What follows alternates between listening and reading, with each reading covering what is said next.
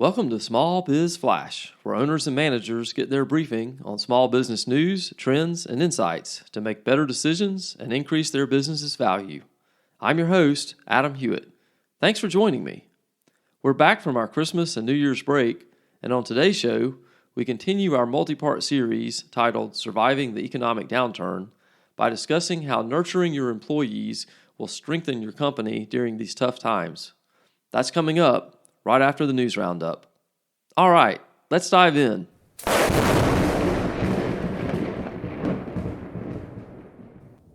The December jobs report was released late last week, showing continued strength in the labor market. Total non-farm payroll employment increased by 223,000 jobs, and the unemployment rate dropped to 3.5%, beating expectations. The overall labor participation rate edged up 0.1% to 62.3% last month. Small business owners still plan to add workers in 2023.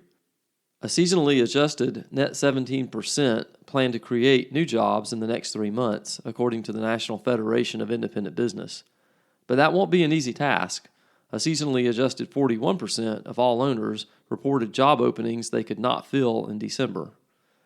The silver lining, though, the rate of hourly wage growth at small businesses continued to decline to 4.95% year over year in December, according to the latest Paycheck's IHS Market Small Business Employment Watch.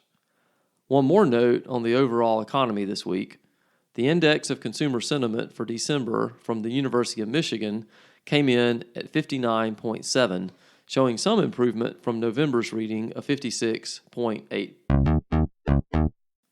When Congress passed the massive 2022 omnibus package right before Christmas last month, it included a new law called the Securing a Strong Retirement Act of 2022, or Secure 2.0.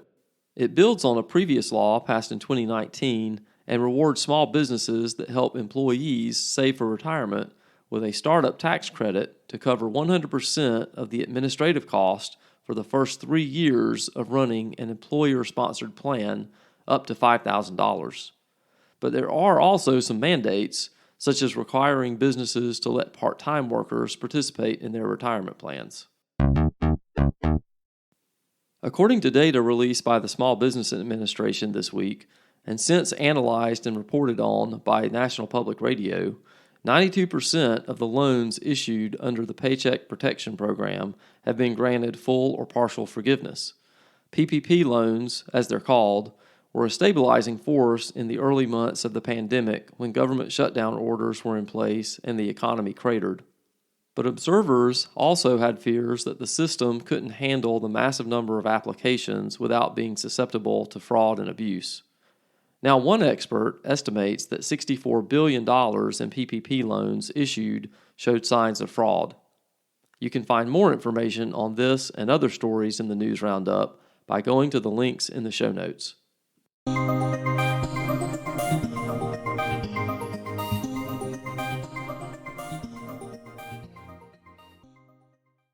Small business owners, your finances are the cornerstone of your business. You need the bookkeeping pros at SBS Accounting and Advisors to keep your AP, AR, and financial statements on track. For 16 years, the good folks at SBS have been helping owners like you make better decisions and grow their profits. Go to sbsaccountants.com today to set up a free 30-minute consultation. Use the promo code FLASH to get 20% off your setup fee. Again, that's sbsaccountants.com.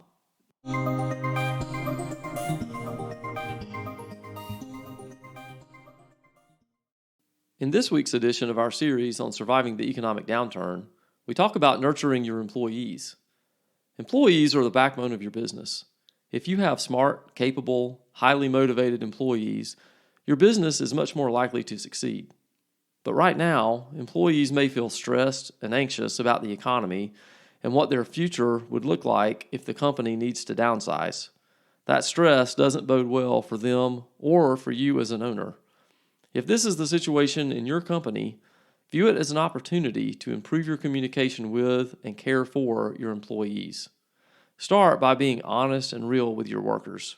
You don't have to tell them all the details of the balance sheet and income statement, but you should be transparent with them about the challenges facing your business and ask for their commitment to help in the form of continued hard work, but also through creative solutions, exceptional customer service, ideas for new products, and more. Make these requests with some humility. You need your employees and cannot keep the company afloat without them. This should be a win-win proposition for you and them. Be willing to listen if they have ideas and suggestions that the management team hasn't entertained or even thought of before. If your employees sense you're genuine with them and that you listen to them, they will go to bat for you. But there's more. Though workers may fear losing their job in an economic downturn, study after study has shown that making money is not the main factor in employee motivation. So keep wages as competitive as you can if and when we hit a recession, but there are other considerations to look at as well. For example, having a sense of purpose or being part of a mission one believes is noble and good is highly motivating. So, do you articulate to your employees how your company's products and services benefit your customers and community? Does your company unite employees around a common purpose, vision, and mission? Or do your workers think they spend 8 hours a day just lining your pockets with money? Feeling appreciated is also highly motivating to employees, as is receiving praise from managers. Do you thank and appreciate your workers on a routine basis? Do you give them positive feedback and encourage them in their efforts? Do they feel safe and secure in their jobs? Or do they only hear from you when something has gone wrong? Do they dread seeing you come down the hall because you're always criticizing and telling them you don't like something? Finally, continue to invest in your people. Try not to skimp on this part of the budget if at all possible. Employees appreciate the opportunity to grow professionally, and when the company offers resources towards this end, people notice. Ask your employees to creatively utilize their newfound knowledge and skills on the job, and to teach their fellow coworkers as well. Thanks for listening to Small Biz Flash. I'm your host, Adam Hewitt.